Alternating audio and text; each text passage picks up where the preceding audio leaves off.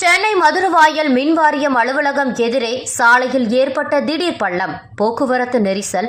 திடீர் பள்ளத்தை விரைந்து சரி செய்யும் பணியில் சென்னை மாநகராட்சி மற்றும் மெட்ரோ குடிநீர் நிர்வாக ஊழியர்கள். சென்னை மதுரவாயல் மின்வாரியம் அலுவலகம் எதிரே சாலையின் நடுவே பாதாள சாக்கடை அமைந்துள்ளது. இதில் திடீரென பள்ளமானது ஏற்பட்டுள்ளது. சுமார் 3 அடி ஆழத்திற்கு ஏற்பட்ட இந்த பள்ளத்தால் அந்த பகுதியில் பெரும் பரபரப்பு ஏற்பட்டது.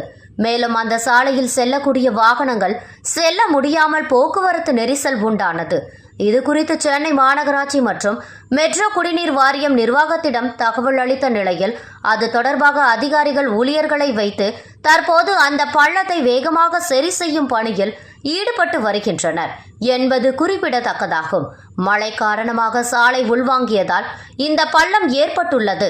நேற்று முன்தினம் கூட இதே மதுரவாயல் அருகே பல்லவன் நகர் பகுதியில் ஒரு பெரிய ராட்சத பள்ளம் திடீரென ஏற்பட்டது. அந்த பள்ளத்தையும் சரி செய்யும் பணியில் மெட்ரோ குடிநீர் ஊழியர்கள் ஈடுபட்டனர். மழை காலங்களில் இந்த பகுதிகளில் இதுபோன்ற அடிக்கடி பள்ளங்கள் ஏற்பட்டு வருவது குறிப்பிடத்தக்கதாகும். சென்னையிலிருந்து நமது செய்தியாளர் சரவணன்.